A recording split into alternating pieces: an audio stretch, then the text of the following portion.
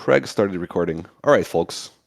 Well, welcome to this very prestigious AMA and the actual first audio event that Nym is holding for 2023. It's going to be very, very nice. I see all sorts of familiar and not so familiar names in the audience. Hi, guys. You can leave your questions in the dedicated community call text channel, which is on the top of the voice channels group, and hopefully our beautiful DevRel team here is going to be answering them. Guys, I think let's do a roundtable and introduce ourselves for those in the audience who may not know us. Starting with you, Oliver. Yeah, sure. Hey guys, my name is Oliver. I'm DevRel at Nym Tech. I've been working here for the last two and a half months now. And it's pretty good. It's pretty good. I've been welcomed into a very strong team. A lot of smart people around me every day. I've had previous experience in a bit of software engineering, a bit of developer advocacy. So it's kind of nice to jump into a new sector of privacy and crypto, but yeah, and a blockchain. But yeah, I'll chuck it on to Joe next. Hey guys, yes, I'm Joe. I joined Nym November last year, at the 1st November, so it's coming up to the third month now. So yeah, it's been good. I mainly focus on the development side of things within the team, doing code stuff, mainly front end, but like I'm learning back end, trying to become full stack and whatnot. And yeah, I'm basically mainly trying to help other devs and create resources for them as well. So yeah, that's me.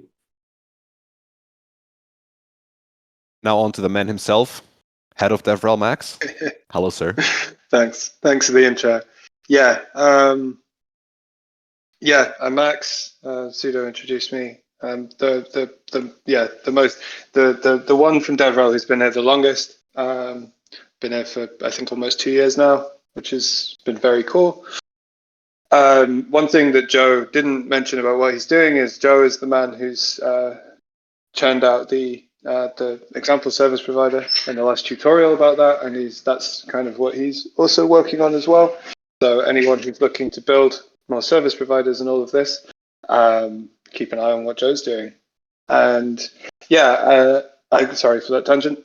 So I do kind of everything to do with DevRel. One of the things that I am working on at the moment, which is like an exciting little tidbit of information, is I'm stripping down our docs and moving them over to a different framework, MDBook, which is probably actually not very exciting for everyone else. But the exciting thing is that I'm also starting to work on what will be our developer portal. So starting to aggregate like a lot of the stuff that at the moment is either hidden in the docs or is on YouTube, or all of the other things that you'd want as a developer coming to Nym and being like, okay, how can I get into it? Because that's going to be our main focus this year, I think. In DevRel is going to be how do we make the system as like legible as possible to devs who are coming in, especially devs who don't know the project. It's like we've all been there. You find a framework or a project or a platform or a network that looks really cool, but then maybe they have really scary documentation and you don't have 3 hours to spend just kind of idly looking into whether you'd want to use it for a project. So you don't. So that's what the main focus this year is going to be. I think really it's like, how do we make this process of like, you're a dev, you find out about Nym, you think it sounds cool, because it is, so you'd be right in that. But then, you want to start building, you want to start using it, and trying to make that on-ramp as like smooth as possible. And, I think we've already seen this a lot, like with the Shipyard Academy lectures that, Pseudo was organized and so well, and, all of this kind of stuff. So yeah, that's kind of my focus at the moment, as well as some smart contract development, which is fun to get back into. But I won't digress too much. I'll give back to you, Pseudo. That's pretty awesome to hear. Actually, a good documentation is absolutely critical, and it's awesome to hear that we're gonna have that. One thing that I would like to note to the audience is that we're trying to make these into a bi-weekly thing. with our dear boys here from DevRel. So this is gonna be the target day for it. So Wednesdays at around this time, which is 4 p.m. 4 p.m. UTC. We're gonna be having like a bi-weekly call like this one. And I think with that, unless you have anything to add, guys, let's move on to the questions, shall we? I think Yeah. the only thing I have to add, Sudo, is a clarification point as well. It's not just about just having good docs. It's about having good tutorials. It's about having good videos. It's about all of the extra stuff around the docs, you know, that makes that process a bit nicer, rather than just like the you know, wanky Stack Overflow, read the fucking docs kind of response. That's what we're trying to avoid. Just because, yeah, it can be a bit much to ask people to just dive into technical documentation, like right off the bat, I think. But yeah, sorry, that was a bit of an over clarification. Go to some No, questions. that's pretty important. Yeah, that's pretty important actually. All right, so first question from Swen, aka CGI Ben. Could we expect the browser extension to manage ZK Nym identities, or how will it be possible for a user to use ZKP? Okay, that's a really, really good question. The zero knowledge proofs are we're still actively looking into those flows. Marcin is kind of like spending a lot of time looking at what these possible UI flows could actually be. But something like a browser extension, you know, is broadly speaking, I think, kind of the direction that it would be going in, you know, or at least one direction that it could be going in. Yeah. Alrighty. Boys, do you want to add something? Ollie? Joe? To be fair, I got nothing to add. It's nice that Max was actually able to answer that question because obviously I'm still learning about what it is, how it works and stuff like that. But yeah, I've got nothing to add to that. Let's move on to the next one then, which is, well, let me find it. Oh yeah, when multisig? This is also a good one, I think. Yeah, that is a good question. So I think this is a broader question, right? And it's kind of, I think this touches on a question of like what what the wallet is, which sounds kind of stupid, right? Because you think, oh, it's a wallet, but it's not just a wallet, because it's also how people, you know, it's also how you bond, and it's also how you bond mixed nodes and gateways. It's how you, you know, it's kind of like the dashboard that you also use for nodes that you have, right? Whether we turn it into a multisig, that is, I mean, if we did, then that would be very much in the future. However, I think one of the interesting things maybe to think about this is like, would you ever be using a multi-signature wallet to change node information? Probably not, right? So maybe then we can have a separate multi-signature wallet, or because obviously we're a Cosmos SDK chain, and both and like our tokens are just standard Cosmos tokens, right? Native chain Cosmos tokens. Then maybe we don't actually need to build that into the Nym wallet. Maybe we can find another Cosmos multisig, right? That we could also then use maybe. And I think especially for those amongst you who are smart contract devs, then there's also there's a really good contract that the CosmWasm devs have put together, which is like an on-chain multisig as well. So that's also like maybe something to look into instead of whether we make the wallet a multisig as well. That's kind of a broader question. Can I ask you something? Maybe it's a dumb question. Sorry if it's too obvious. But I'm not sure why you said multi-sig wallet is not necessarily a good idea for a wallet that is connected to bonded to a node. Why would that be? It's not that it's not a good idea. In general, I think, you know, having multi-sig capabilities for anything is pretty good. You know, like even if you're just doing it on your own, right? Like you could actually make a multi-sig that's just one of two, and then you could actually have the other person be a key that you don't use and you just store somewhere. So like if you lose your key, you have a backup. Like just, you can do weird shit like that with multi-sigs. Generally, I really like multi-sigs. It was more a question of like it's not really a question, I suppose. It's more the fact that like, because the wallet is not just a wallet, it's also, how people look after mixed nodes and stuff like this. It has some slightly additional functionality to it that then you have to also ask like whether making that into a multi-sig makes sense, in the same application, versus having a multi-signature Cosmos wallet that you can use to look after your Nym and Nix. Does that make sense? Yeah, it does. Yeah. Thanks for the clarification. Yeah, just because our wallet is also kind of a dashboard as well. It's quite an interesting piece of software that. Yeah, very much so. It's the access point to all the utility of the Nym token. Exactly. A current and future utility. I think with that, let's move on to the next question, which is also when WEN question. When Coconut creds? So Coconut is being worked on. There's so much stuff around Coconut that is not Coconut that you need to make Coconut make sense. That also needs to happen, right?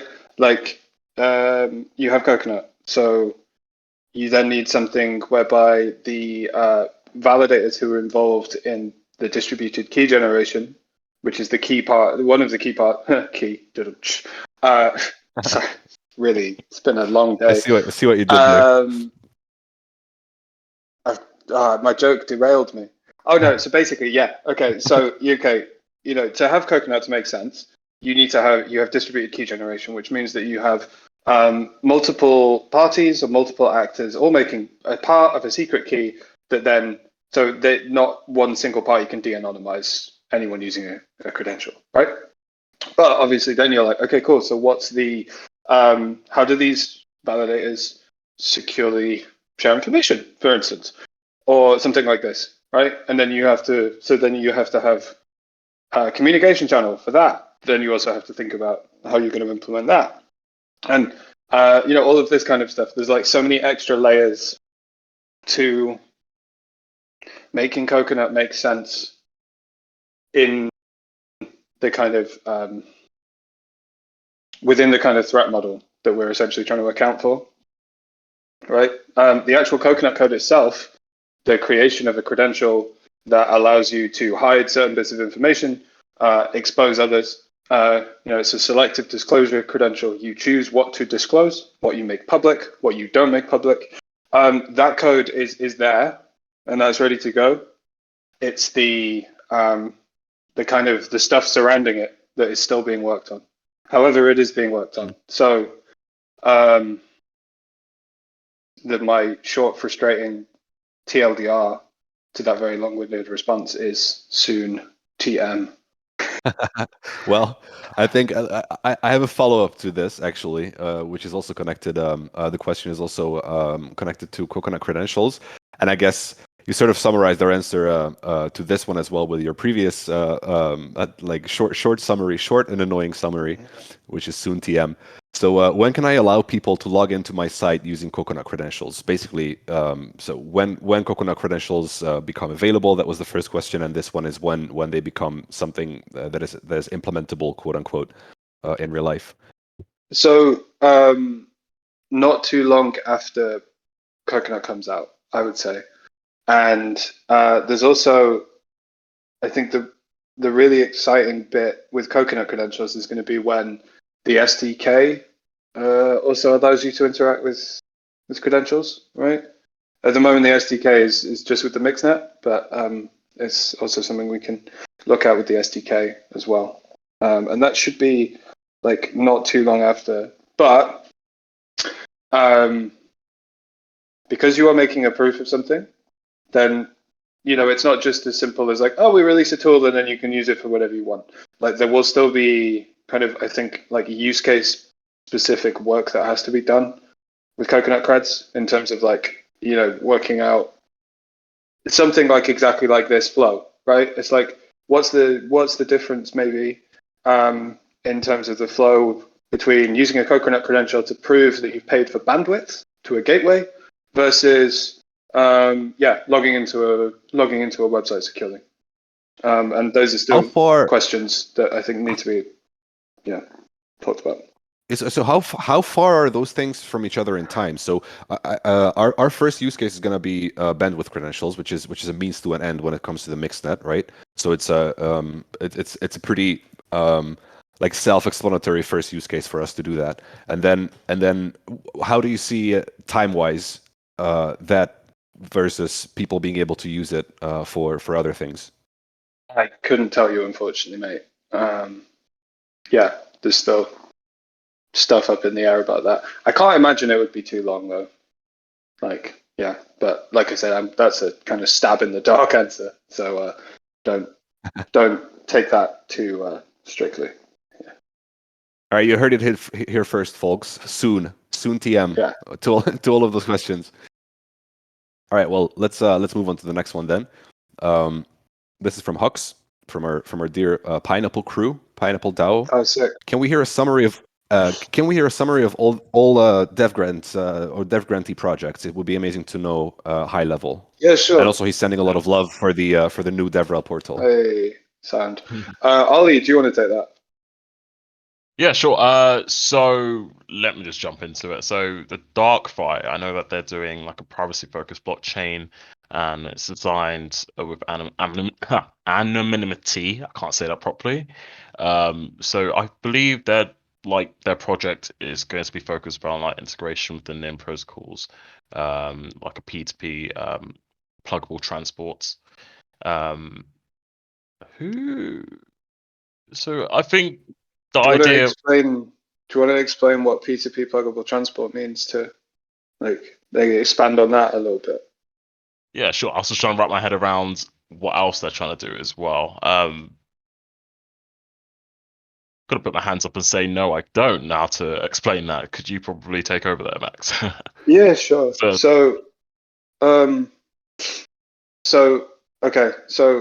we're talking about like a pluggable transport in the context of software, then what we're talking about in like a really high level is essentially like choosing the protocol with which you want to send traffic, right?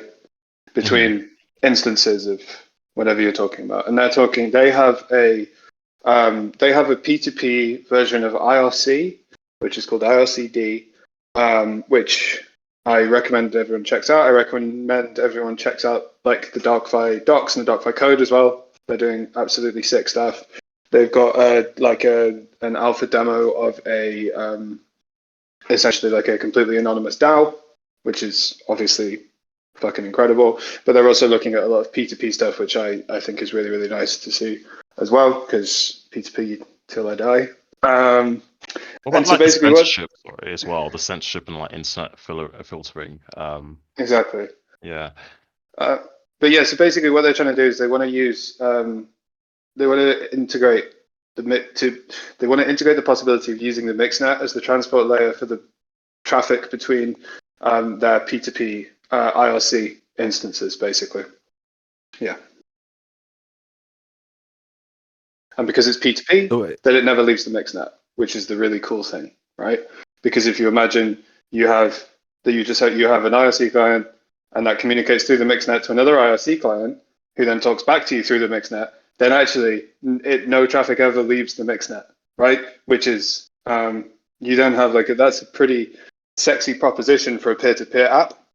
It's like you just have P2P stuff, which obviously brings all of the resiliency that like a P2P framework or architecture kind of can bring, but it's all in the mixnet as well. So no one even knows that you're chatting, really, which is sick.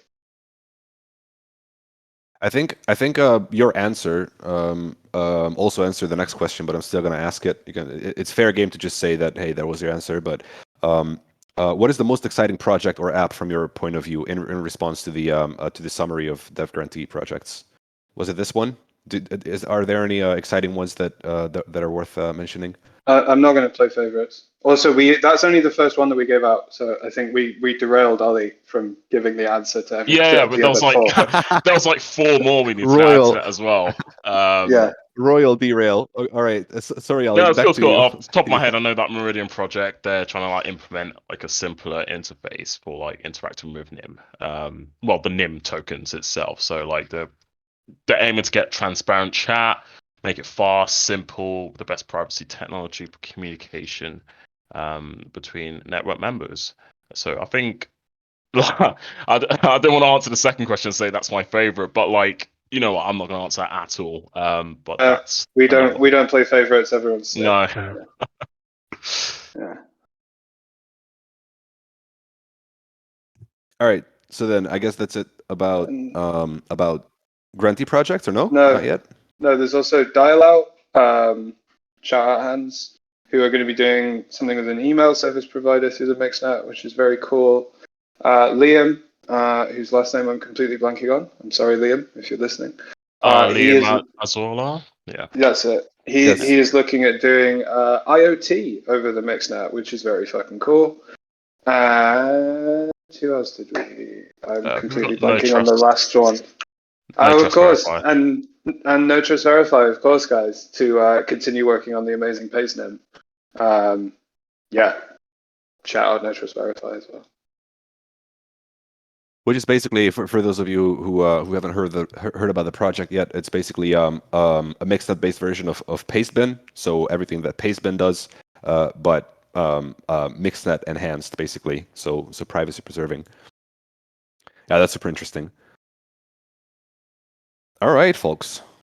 On to the next question then, unless you have anything else to add. All right, so these are from Pondflake. First one is, I ran my MacBook connection through my open net requester and gateway. It's very interesting and fun to watch the client in action. Who can I speak to about making the connection potentially faster? I mean, I suppose I mean, you can speak to any of us really, but I suppose how would you be wanting to make it faster? Because we do also have some like Mixnet speed up stuff happening, but I'm not sure whether that will be the same thing. But yeah, just reach out on Discord and in integrations maybe, or wherever. Just tag DevRel and say hey. Also from Pondflake, the next question.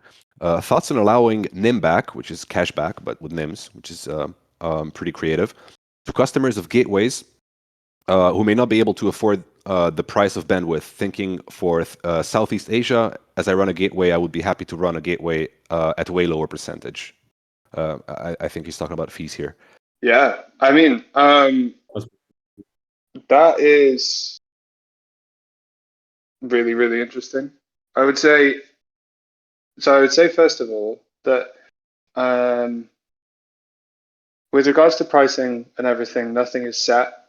And yeah, I'm pretty sure I can say with confidence that like Nym will hopefully always be like, it will always be affordable, absolutely.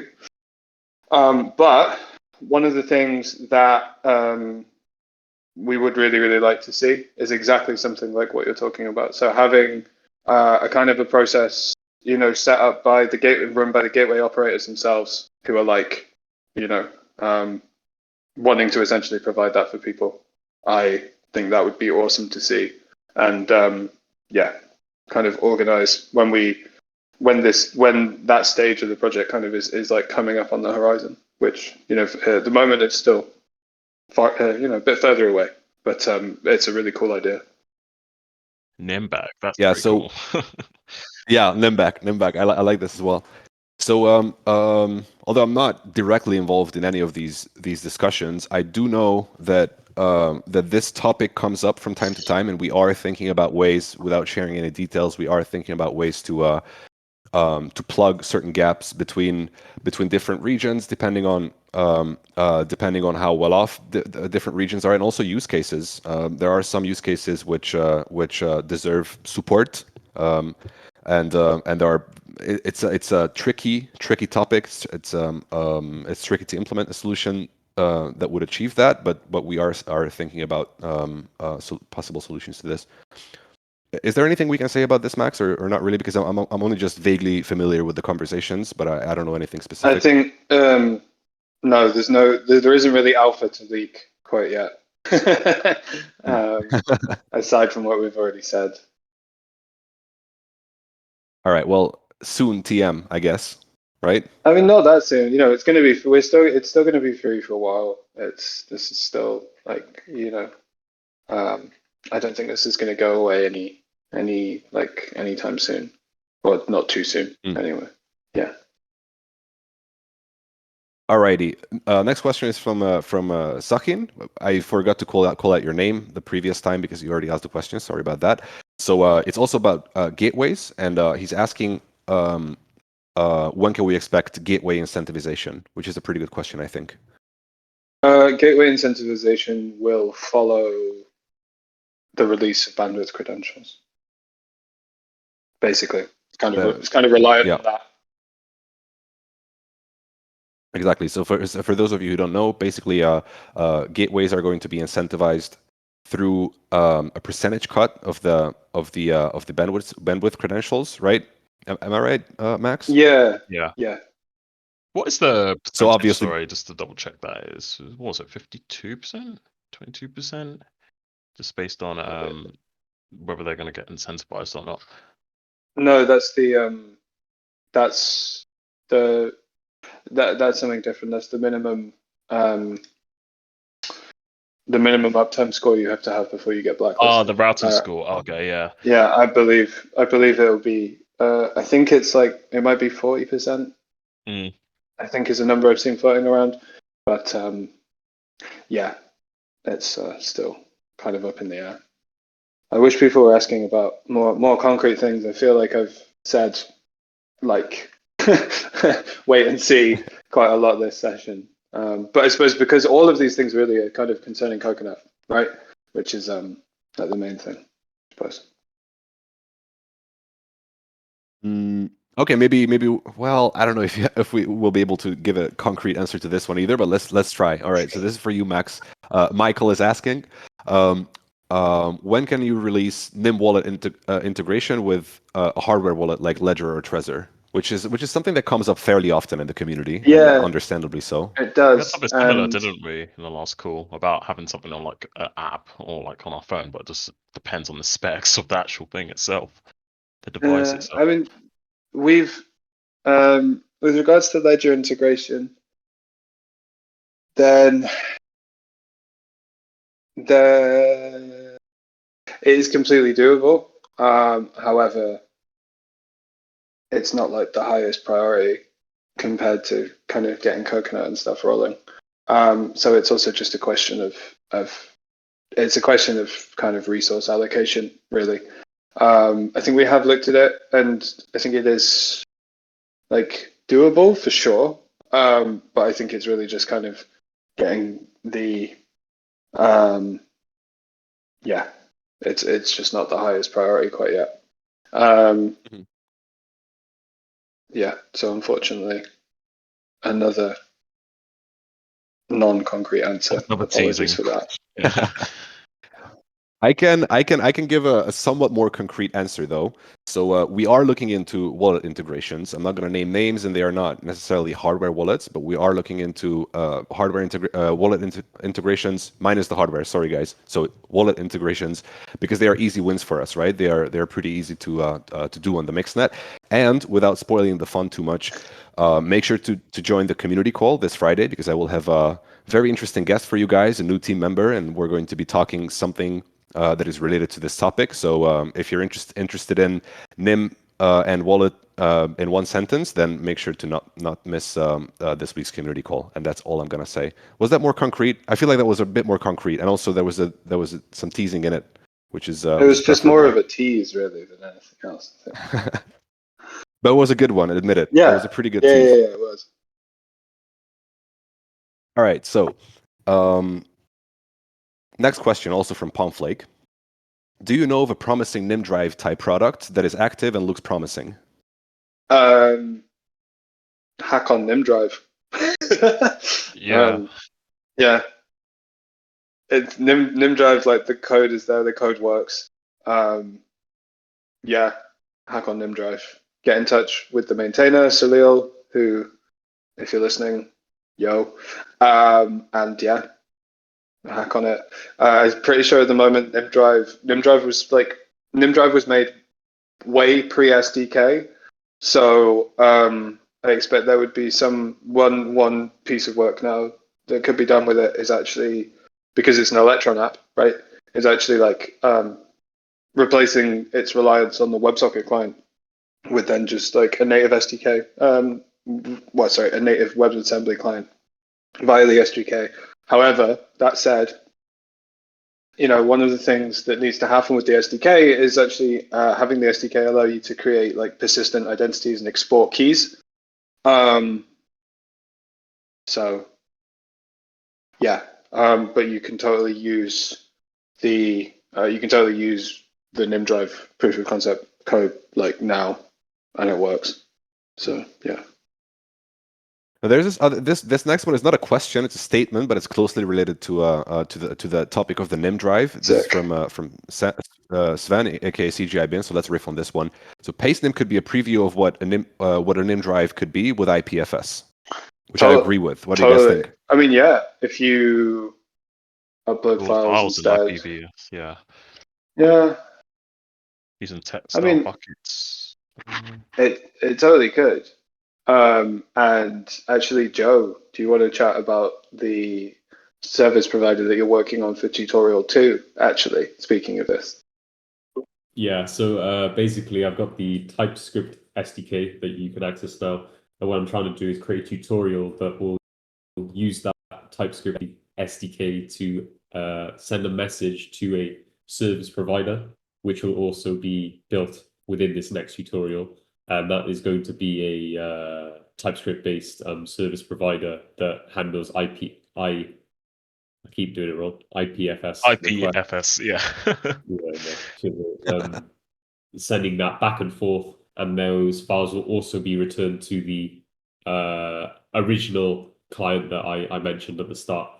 And that first part, sending a request for a file from the TypeScript client, the SDK client, to the IPFS client, that communication will be done over the mix.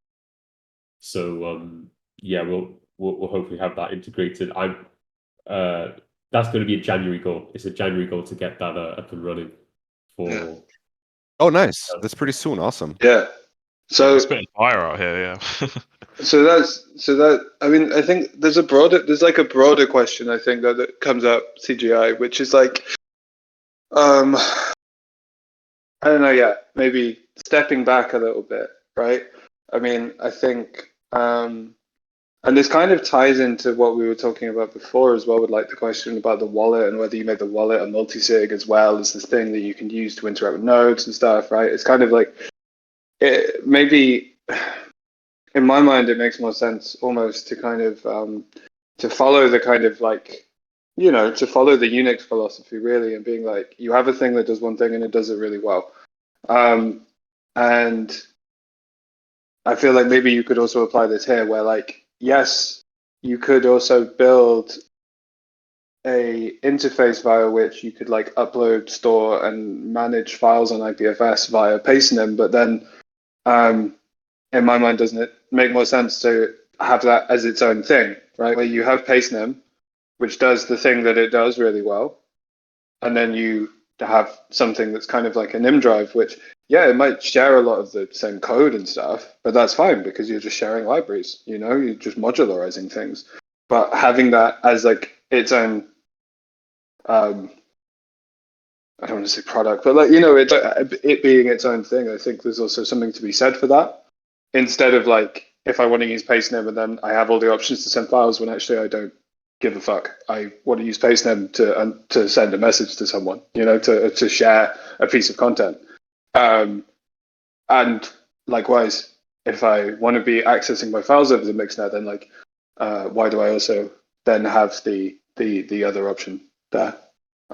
Maybe just it's at least that's kind of the maybe like design philosophy that I'm particularly interested in at the moment with regards to software. Like, yeah, doing that whole keeping the Unix vibe going of you do one thing and you do it really well, and you just then have loads of things that all do different things really well.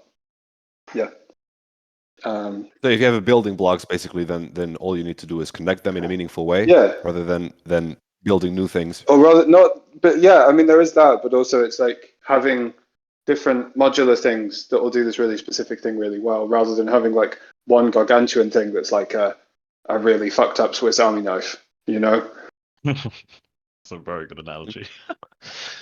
It's not my analogy at all. If I really highly recommend, also just for the like the screen transitions and early computer graphics and software, go and watch the AT&T archives about Unix and Bell Labs. It's on YouTube. Yeah, super recommend it. It's great. All right, folks. There's a super exciting question next. Are you ready? I really like this one, and I think it's gonna be a jump off point for a good conversation. So, general view on the Nym ecosystem 2023 ? How do we feel about the Nym ecosystem? What is there to say? I mean, the dev ecosystem is at the moment it's small, but everyone in it is fucking dope, which is great. So that's just how we build out, and yeah, that's how we keep going and keep building out. I mean, you know, if every time we do dev grants, we get more people doing more great stuff, more projects, like it's awesome to see all the stuff that like Pineapple Proxy DAO. It's sick to see all of the resources and all the extra stuff that you guys are working on, like around Nym, around the project, you know. And yeah, I think the big thing for me and trying to work out how we approach the next year is like, how can I basically do two things? How can I like support people as best as I can support and like, you know, provide the stuff that allows people to work and build stuff and like as easy as possible. But then how also can we get that to like feed back into itself, you know, which is kind of what I was talking about with the developer portal. It's like I want the developer portal to be as kind of like communally maintained as it is maintained by the three of us, you know. So like feeding it back into itself and like, you know, where can we provide support for people in like different ways as well. Yeah, that's it for me. It's kind of my spiel on that. Anyone else, gentlemen? Yeah, I would say like with the integrations landscape this year, I think there's going to be a lot of new ones happening. So there's going to be a lot more integrations this year. And I think a lot of people are building really cool stuff. And if those projects are able to consistently attract users, you know, and they follow the use case on that website or on that platform or whatever is there they've built, I think that's going to be good. But definitely more integrations I see happening this year. So yeah, just build some more cool stuff, I guess. Yeah, I think so too. I think that I've got to jump on Joe's back there and say, like, yeah, the integrations will be an excellent stepping stone into scaling out the ecosystem. Like, if there's one integration and we're creating noise about it, that'll kind of invoke other people to probably want to integrate with us, and then naturally the ecosystem will just grow. It's kind of like we're fostering that diversity, fostering that collaboration. But yeah. Yeah, well, from where I'm sitting, it really looks like 2022 was most of the year of the infrastructure for Nym. There was a lot of work around that throughout 2022. Of course, we did launch the mainnet back in April, so it's not like the entire year of 2020 was entirely about infrastructure, but for the most part it was, and it really feels like from where I'm sitting that 2023 is going to be more the year of the ecosystem. Yeah, for sure. Significantly more. For sure. I mean, we went from testnets at the start of last year right? Like, actually, were you here for the Milhan testnet, Sudo? I think you like when we Not yet. when we switched to Milhan. Yeah, like we were in like, I mean, the fact that now we have people building as they're building, kind of building fairly independently of us. Obviously, people like ask questions and they have particular questions about why is this done this way, or like, oh, does this kind of not work? Obviously, there's still like a lot of like rapport, but like overwhelmingly, also people can just like go and build, right? Which is going from a test net at the start of the year to launching to that, I think is pretty sick. And yeah, exactly. We're now at a stage where like, we can just push out stuff for an SDK. And like, I think the SDK also, as a heads up, there is a Rust SDK that's being worked on as well for all of you Rusty types. So yeah, I will hopefully also be doing what Joe is doing with TypeScript, but with Rust when that comes out as well. So keep your eyes peeled for that. Yeah, the fact that we can you can have an SDK, which means that you can literally you can plug into the mixnet, right, without necessarily having to know exactly how a mixnet works, is really sick in my mind, because then again, it's kind of going back to this modularity question. It's kind of like, okay, cool. Obviously, if you're working with the SDK, then we probably assume that obviously you want to do stuff privately, right? I get that, but you kind of maybe okay, yeah, traffic gets multiply encrypted and it gets sent off, and you have subs and you have some ACKs and stuff, but you don't need to know oh, okay, this is how traffic moves exactly through the mixnet. This is exactly how a mixnet works, And so I think that's it's quite a nice. It was a nice place to leave the end of last year on that, because that in my mind is it's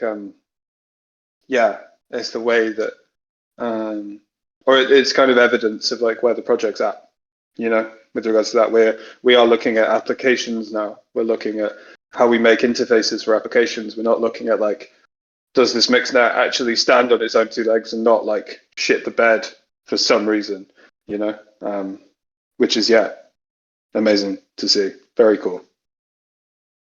Exactly. The other cool thing to see is, which ties into the ecosystem conversation very nicely, is community-wise. I think 2022 was a really great start of something bigger, and I'm here to bring that bigger thing about throughout this year.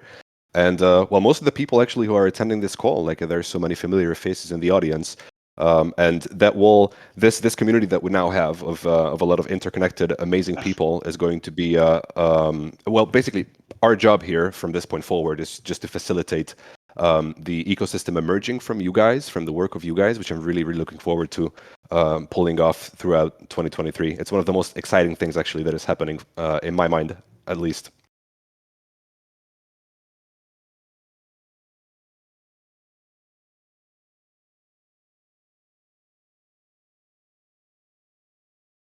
Wait, I lost where I was with the questions. Yeah. I'm moving on to the next. Sorry, guys. Also, when Sudo is looking for questions as well, as a heads up too, in the not too distant future, there will also be a Matrix server that people can come and chat with us on. I know a lot of people don't hugely like using Discord for various reasons. So thank you for bearing with us with that. And obviously we'll make a huge song and dance about it. But just as a little bit of an alpha leak, then we are. There will be a Matrix server at some point soon that you can also use to talk to us. And I'm kind of wanting to move kind of DevRel kind of development discussion to Matrix, just because I like Matrix. So yeah. Exactly.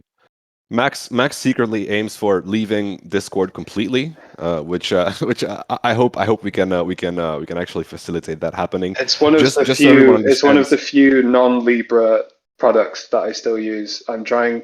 2020. My personal goal for 23 is to completely Libra my computer and digital life. which I can recommend. Yeah, but even among non-Libra, Discord is particularly bad. So just so everyone understands, the Nym team does not like Discord whatsoever, and that Yeah, includes me, and that I think includes everybody on this call actually. So yeah, excited about Matrix for sure. yeah, it served a purpose for sure, but which is also really cool if we're talking about wider ecosystem stuff, right? It's like it's actually pretty sick that now like you can just use Matrix. You know what I mean? You don't have to be like a fucking P2P privacy enthusiast. It's like I mean the Element client now, it basically, you know, you could just use it like you use Slack and you never even know, which is awesome, you know, and I think that's like that's a broader thing as well that maybe I want to talk about, which is really sick to see in the ecosystem as well. Like in the blockchain ecosystem, you have loads of stuff going on. You've got Anoma who have testnets out. Entropy are going to have a testnet out at some point, which is like they're doing insane stuff with like threshold signing. Penumbra also in the Cosmos space. Like Secret are in the Cosmos space as well. Like they're doing stuff. DarkFi, who we've already mentioned, there. Hopefully, they're going to have a testnet out soon. And obviously, then you have all the this is just Cosmos-ish kind of stuff, plus DarkFi, who aren't going to be on Cosmos. But you also have all of the stuff like Manta, like in the kind of non-Cosmos space, in the not parity substrate space. I'm completely blanking on the chain name. And then also like in general, Signal is like as ever, always sick, always improving. Yeah, I think like you can use CryptPad instead of Google Drive. You can use Matrix instead of this. You can the privacy replacements for like legacy tools, I think, are becoming increasingly usable to the point that like you don't even have to know. You don't have to be a privacy enthusiast to use them. Proton now has. I mean, Proton Mail, the interface is great. It's actually nicer than Gmail by far. They have a calendar, they have a drive, they have all of this stuff. So I think it's also like a really exciting time outside of like the Nym development experience as well. Or like Nym is just part of like a bigger thing, which I think is going to crest this year. I think we're going to possibly see way more adoption of these tools like across the board. But I also think it's important that we actually practice what we preach.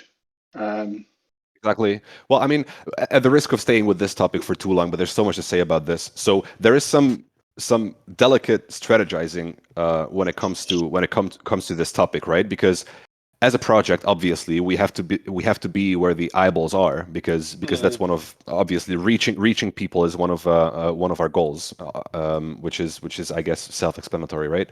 But then if we accept the reality of these platforms such as Discord and also Telegram is not without its flaws either. If we accept the reality of these platforms are the places to go, then how does Matrix get bigger, right? If there are no players like us on Matrix, then how do we make sure that a lot of eyeballs move towards Matrix and other tools that actually meaningfully preserve user privacy? So our new strategy when it comes to this is basically being where the eyeballs are. So we're not going to shut down our Discord server tomorrow. We're going to be here for the many people who actively use Discord on a daily basis. We're going to be talking a lot about the various issues that exist with Discord and Telegram and tools similar to them. And in the meantime, we're also working on setting up on alternative platforms which are actually privacy preserving, and then providing that off ramp for our community, basically. Next question time. Yeah, it's in a good one. All right, let's go. So Hux is asking, or rather prompting us to talk about a research project that is amongst the grantees. Can you talk a bit about that? Do they have any more information? I don't know what research project they're talking about. I'm not sure. Hux? Yeah, clarification that would be sick. because I'm not 100% sure. All right, while we're waiting for that, I'm going to move on to the next question real quick. CGI at least at this point understands how the game is played. So he's asking how soon TM for a new version of WASM client would serve. I believe it's being worked on at the moment. So one thing you could do to check it out, which I will actually grab a link for you now, is we have started putting everything in milestones on GitHub. So we're trying to be more organized in that sense. I presume that it's public, but I can check that for you. Because SDK is being worked on, and the big things for SDK are serbs, obviously, and also the ability to create, export, and maybe also import key pairs. So like having creating persistent identity across uses of it, because it's a pretty basic kind of prerequisite to have something that you want to obviously maintain your identity even though you clear your browser cookies or something like that. Yeah. So yeah, a non-specific answer to how soon TM. Sorry, dude. But you talk to me. You talk to me enough about stuff and get that response from me enough that I think you're used to it by now. Yeah, poor CGI is probably the one who's incredibly used to it at this point.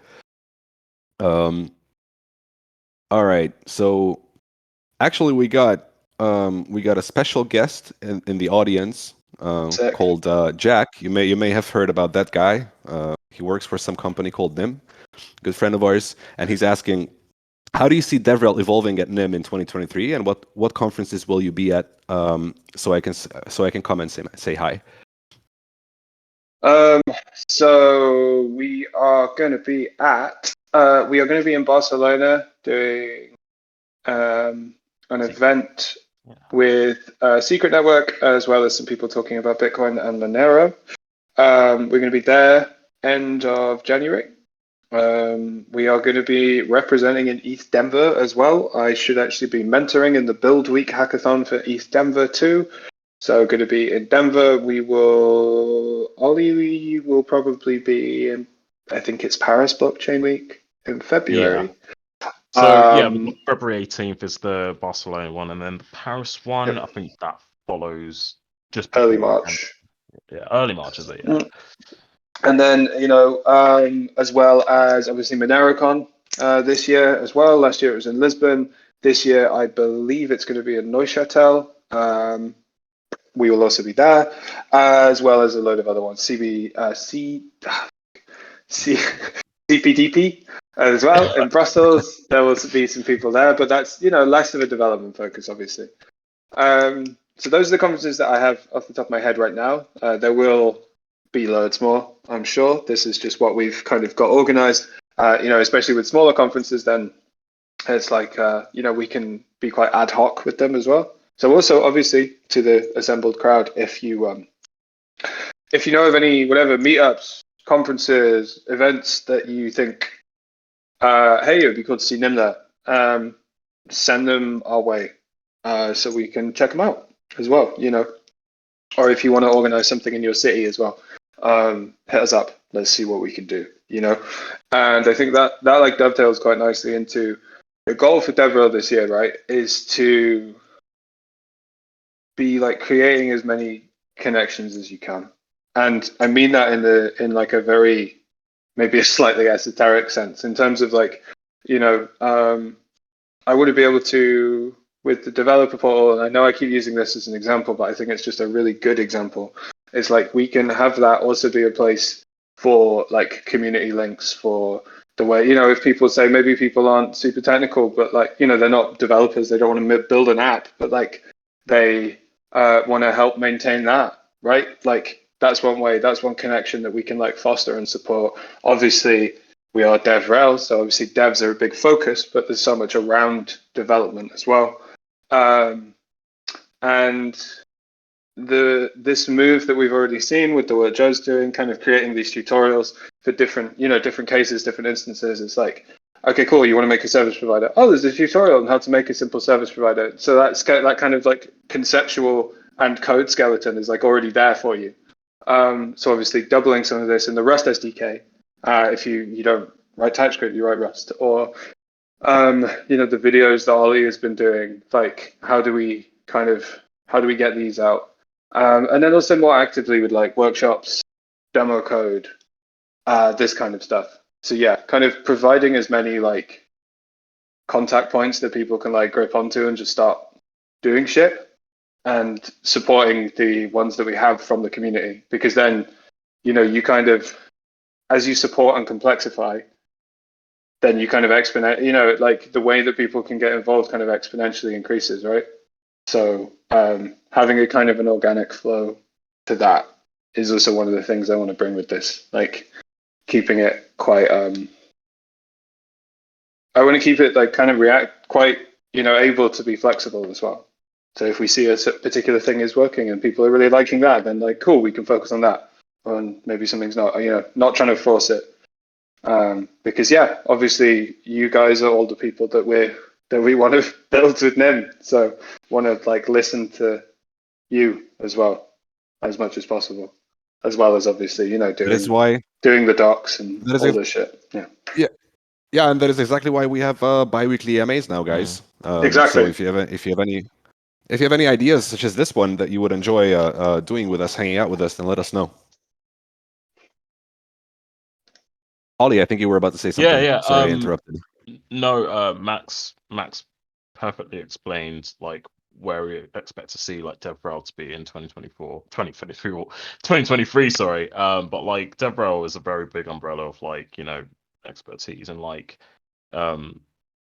what Joe's doing. He's doing a lot of the coding stuff, and then I'm doing a bit more of the content creation and specializing in that and finding the best way to reach out to you guys. And like you said, we're doing the AMAs bi-weekly. Like we're just trying to find different angles to kind of reach out to the community itself, not just hardcore developers, but the people that probably want to dip their toe in this pool of knowledge. And Max is doing conjured up a great methodology to put together this developer portal, and that's gonna that's the word that I always use, is a beacon. That's gonna be a space where like most of the stuff is gonna be at. We're gonna start pulling in most of our content into, and it's gonna be like another entrance into Nym. So yeah. Yeah, one That's well said. one shout out thing as well is the more like practical events we can do, I think the better. So yeah, if anyone is like wanting to organize meetups or does organize meetups or whatever, like get in touch.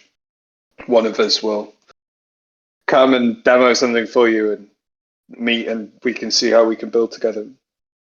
Yeah, that's the vibe basically that I'm trying to take into 2023. Let's build together, basically. Let's hang out and build together. That's a good vibe. Yeah. I also have the same vibe. Yeah. Next question time. We're almost over our 1 hour, but I think we can stay a bit longer. I have a hard stop at 15. Are you guys also fine staying? I'm cool, man. We can stay whatever. Yeah. I mean, also if you want to leave, it's just if you leave, does the room die, or can we just keep talking? Yeah, I'm the maintainer of the room. No, I'm not actually. The room stays if I if I leave. I mean, yeah. So if there's still I'm very important, but not that important. If there's still stuff to talk about, then we can keep going as well. But let's just roll with it. I'm happy to. Guys, if either of you has a hard stop, then also feel free to say your goodbyes. But yeah, I still have 15 minutes to go. So let's rumble on, because I don't know what this question is about, but maybe you guys know. So Zakin is asking, any plans to open source Harbor Master? Do you guys know what Harbor Master is? Oh yeah. So so we probably will. So Harbor Master is basically like Mark's way nicer version of the kind of hacky script that I wrote ages ago to do like a connectivity check, like a heartbeat check. Well, not really a heartbeat check; it's only once a day. But for network requesters that were in the service grants. basically. So just the list of them that we had from service grants that we were using them for Nym Connect. Just once a day, I was pinging them and just saying, "Hey, you still up? Can I get a message to like what I called a health check file, which is literally just a file. So it's like, could you read this file from here?" And I was just doing this once a day to check that I could make a connection, right? To check that it was okay for Nym Connect. Mark Sinclair greatly expanded upon this, as he always does, because he's an insane programmer, and made something called Harbor Master, which is basically trying to ping this health check file from this list of network requesters, right, that we currently have. And we were using this for test and N. But the more exciting bit, right, which is going back to what I was talking about with the smart contract that I was working on. So instead of manually doing this, I'm trying to work on a smart contract. Oh, Ollie, I'm getting some echo from you, mate. Oh, can you mute? Thanks, dude. So I'm working on a smart contract that basically will be like the first proof of concept of essentially kind of like a directory for service providers, right? And then obviously, one of the things that we can do with that is then also, open source Harbor Master, and then you have like a score, or maybe you have like an uptime score. Maybe you just see like persistent historical data of, over the past 5 days, how's it been doing? What's the kind of general health looking like of a particular service provider? And obviously that's great for a few reasons. A, it means that Ollie doesn't have to keep changing people's addresses manually. And behind the scenes, we have the most disgusting looking spreadsheet that you've ever seen for this as well. Also, shout out to Ishmael for having maintained that prior to Ollie having come here as well. Obviously then you don't have that. You have a smart contract, right? And then what can you do with the smart contract? Well, you can do so much with the information from smart contract. It could maybe go in the wallet. Maybe you could announce in the wallet, much like you bond a mixed node and a gateway. Maybe not. Maybe you can then, you could start building a web interface that's like, hey, what are all the available announced service providers on Nym right now? Like boom, you have like a directory in a front end or from curl in a terminal, like there's a lot you can then do with that. And I think Harbor Master will probably be a function of that to like, if the smart contract allows you to just get this list, then Harbor Master is the thing that basically tells you which bits of the list are maybe, probably going to be up, definitely going to be up, or maybe a bit sketchy. But yeah, obviously everything we do is open sourced, and we will release that to the public at some point. TM? I'm hoping to get a proof of concept of the contract done like in the next week or so. So we'll see. Yeah. As far as vague answers go, this one was pretty not vague. So I'm proud of you, Max. Yeah, well, it's always we pulled it off. It's always dangerous giving a hard date on a piece of coding that you haven't done yet. It's a good way to trip yourself up. So that's as concrete as I'm willing to commit to for a piece of my own programming. We won't tell anyone. It's our secret. There are only 60 people on this call, and they can really keep a secret. Swear you all to secrecy. Sick. That's good. All right. So another one from Pondflake. Unless you guys want to say something else about this. Sorry, I maybe I moved on too fast. No, it's all good. Sorry, can you hear me properly? Oh, my mic died. Yeah. Yes. Yeah, cool. Loud and clear. Yeah, I've got nothing more to say on that. I'm actually interested in this next question you're going to ask from Pondflake. General question. If I was to run my web server through a Nym client using Coconut for logins, would it be fully privacy preserving? Thoughts? I see. I don't think it will be fully privacy preserving in all cases because, if you think about if you're like using it to log in, but you also got to think about like the content on like the web server itself, like the laws and regulation within the country that server is hosted and stuff. So it's probably going to be like 90% privacy preserving. What are your thoughts, Max? I mean, I think Ollie's just touched upon something quite interesting, which is like privacy. It's 100% privacy preserving from what perspective, right? Because yeah, if we're talking about, I think if we're talking about privacy preserved from the kind of global passive adversary that the mixnet is designed to work against, right? Which is, to kind of go over it for everyone, it's just imagine someone has a god's eye view of all the activity that goes through the internet between all of these people. And the aim of the mixnet is to make it so that even to God, God can look at every bit going through this network, but he cannot work out who is talking to who at what time between the people who are using the mixnet. And ideally, you want to make it so that you can't even tell that people are using the mixnet. But that is that's the next thing that we do, right? So from that perspective, okay, you have a Nym client, you make a request via the mixnet to a Nym client, use that using a coconut credential to log in. That seems pretty private to me. But then Ollie touched on the next thing, which is like, okay, cool. So you can log into a service, but then it depends what else the service has about you, right? Which is kind of a design question. That's a bigger design question about how you design privacy preserving applications from the offset. You can't just like whack a coconut credential on it and then boom, you're sorted. You also have to be thinking about like what that actually is. Because say if there's an application which is like, oh, can I make a vote in a DAO, right? If you could do a private vote, yeah, but then say it's a tiny DAO, and there's 10 people in it, yeah, I can't see what everyone voted, but it's still gonna be one of those 12 people, you know? Like it's what's on the other end is also like is an important design question that you still have to be thinking of. You can't just like whack it through the mixnet and whack a coconut credential on it and then boom, you're sorted. Like, it's part of it. There's a bigger design question at play, which I think Ollie touched on then. But from a technical level, yeah, if you used a coconut credential via the mixnet to log in, then you are you're not going to be leaking metadata. So yes, that would be just a request from a person going to this server that no one could decrypt apart from their client that meant to use it. So yeah, on the network level, then yeah, you're pretty good. I just noticed that I think I skipped the question, and Ollie, you may actually have thought about the other one. This one from Pomflake, tutorial 2 when? Question mark. Was that one the one that you were looking for?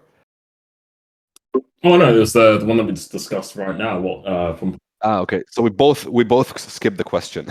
I don't know what Pomflake means by tutorial 2. So while he clarifies that, let's move on to the next question. Joe's second tutorial, no? So maybe if that's the question, then it's the goal of January to get that up and running. So my target was, I'd say, like 2 weeks time, maybe end last week of January. But yeah, we're working on that. But it's a January goal, so this month, late this month at some point. All right, you heard it here first. That was pretty specific, actually. So I think we're doing a good job. We're giving some specific answers here. I hope everybody's happy about that. So the next one is more of a suggestion from Vesta for next time. She thinks maybe it would be a nice idea to live stream and run through these use cases and also the stuff that we're talking about in sort of like a visual way. We'll look into that. The problem with that is that stages, for whatever reason, don't ask me why, stages are not capable of taking video streams. So if you want video streams, you need to use a regular voice channel, which has its own limitations, and then the Discord video streaming screen sharing thing it really sucks anyway. So probably for this we would need just a different solution for the AMA altogether. But it's not out of the question. So thanks for the suggestion. So moving on to the next question. Matrix versus Keybase. Well, this is an easy one, but I'll let you guys riff on it.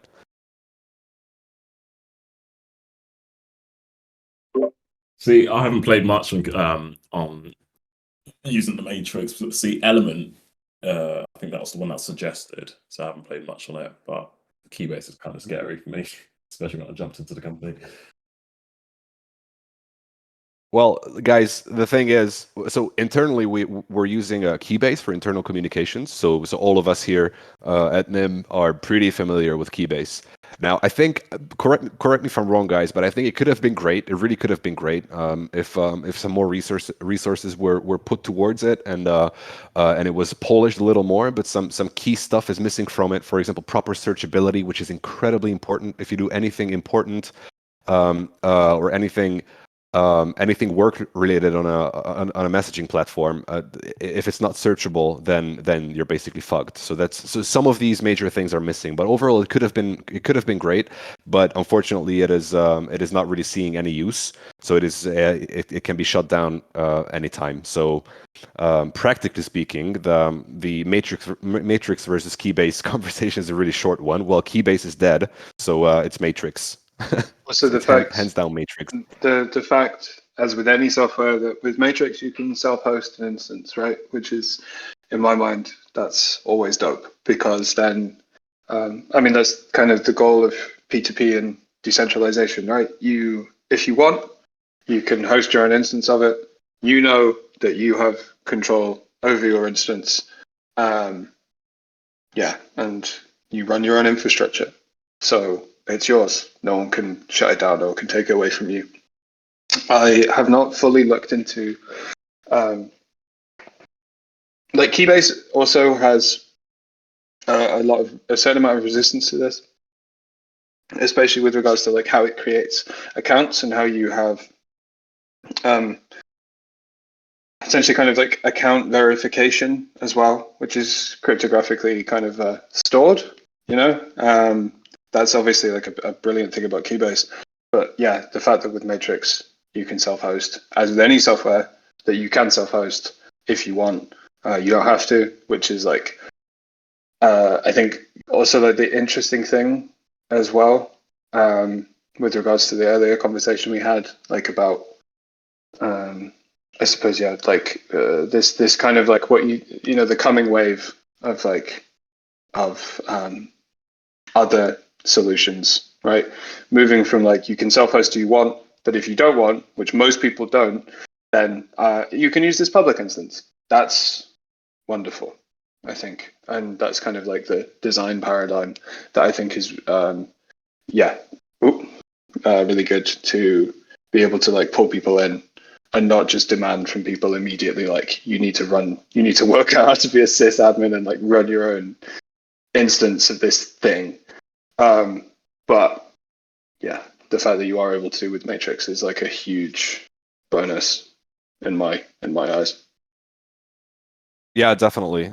Self-hosting is it's a tricky one, right? Because I, as an end user, I don't want to self-host anything. Thank you very much. For the most part, you know, I want to watch cat videos online, basically, and I have an attention span of about 1.35 seconds or thereabouts.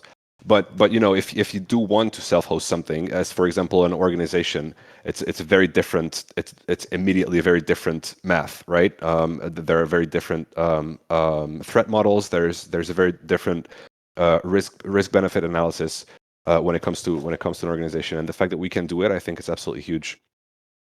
There's an amazing sorry, go ahead. Twitter. There's an amazing Twitter thread that I am like right now trying to find. I will find it after this call, and I will dump it in whatever channel we're going to use for links.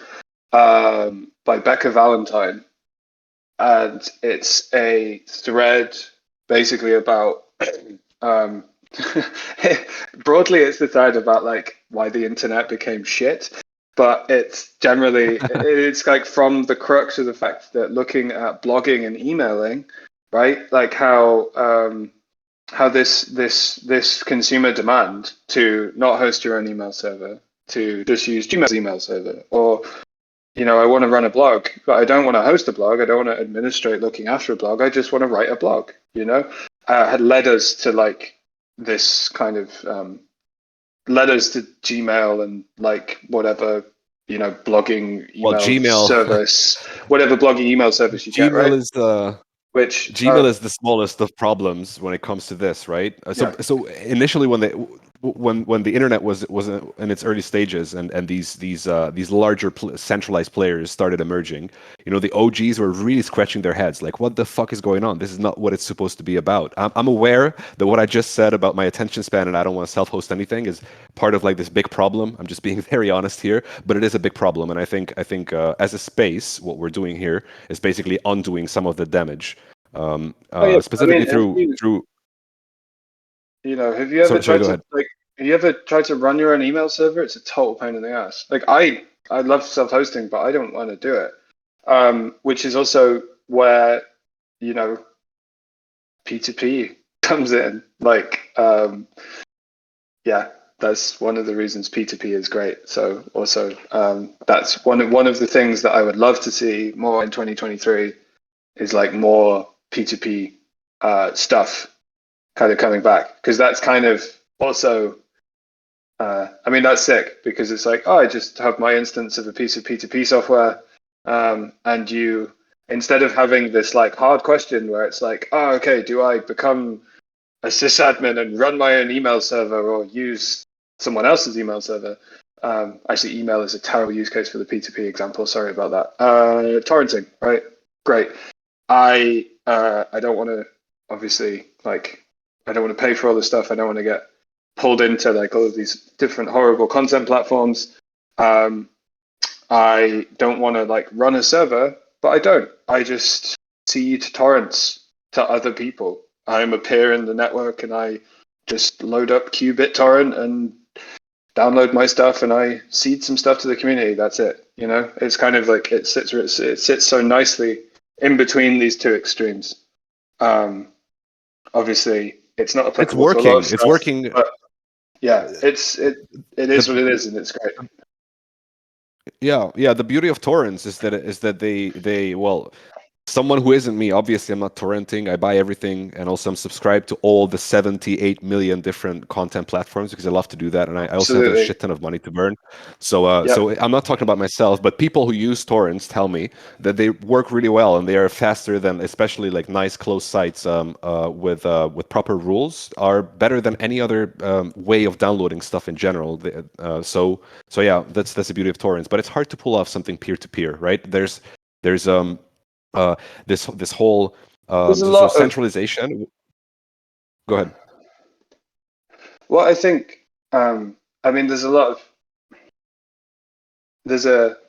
it's not just a software problem as well, right? It's kind of like it's a human tendency question too. And there was a brilliant tweet by Lucas. I'm completely blanking on the last name, but his Twitter profile is a pink doge. So yeah, I'll also drop that as like a link when I drop all of the links that I've spoken about, like in this call. There was a great tweet that he put out where he was like, why are we, when we're talking about stuff like distributed systems, we're talking about blockchains, why are we still assuming that all of these nodes are kind of equal, in the sense that like they're all a node, right?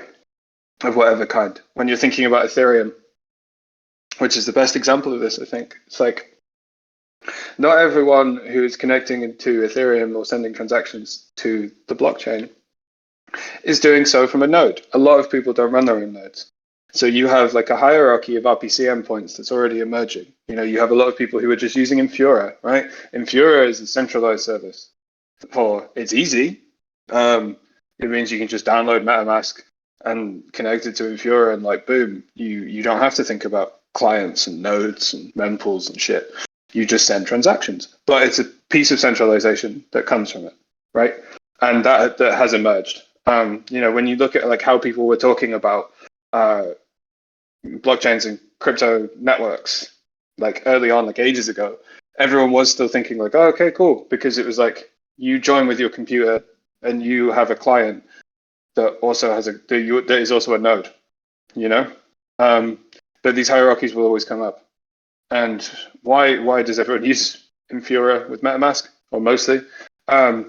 Because partially it's a question of education, I think. Partially it's also a question of ease. Like, a lot of people want to use these networks, but they don't necessarily want to run a node or something like this. So these are also that's a really big kind of thorny question to also be facing with these things. It's how to incentivize and create a situation where you don't have these re-emergent points of centralization within a decentralized network from because of ease, because of whatever, reliability or something like this. Sorry, that was a very long, rambly response, but I also partially just wanted to give a shout out to that tweet because it's sick. It was a great one. Guys, I have to bounce, so we're actually also out of questions. But you're free to stay and hang out with the community a bit longer. I'm just gonna have to stop the recording because otherwise I can't download it later. And leave you to it. What's it gonna be? I mean, if we don't have any more questions, then maybe we just kill it here because we'll be back in 2 weeks. So Exactly. Let's do that then. So, closing thoughts. First of all, it was an amazing combo. So thanks to our amazing DevRel team for doing this, and also I'm looking forward to repeating this in 2 weeks. It was a fascinating combo. So, guys, you heard it here first. This is going to be happening every 2 weeks, same time, same channel. So, also on the Nym stage, maybe we're going to try something else to be able to also stream video. But for now, we're sticking with the Nym stage here on Discord, and 4 p.m. UTC on every second Wednesday. So thanks everybody for joining. As usual, our amazing Pizza J has created PO-ups for this event, which you can claim on the Claim Attendance NFT, which I think we should change the name of. But anyway, because it's not really attendance NFT, but never mind. So just go to that channel and follow the instructions over there. It's very, very simple to claim your PO-up. It was absolutely lovely to see you all, and make sure not to miss the community call this coming Friday. Thanks, guys. Yeah, thanks, guys. Thanks for having us. Catch you next time. Where should I drop links? There's the community call text channel. So above above this this stage that we're currently on, Cool. you see Nice. drop them there. Awesome. And with that, folks, I'm gonna let you all go this time for real, and see you on the channels, and see you in a very similar setup on Friday's community call. Cool. Ciao, Bye, everyone. Ciao, ciao.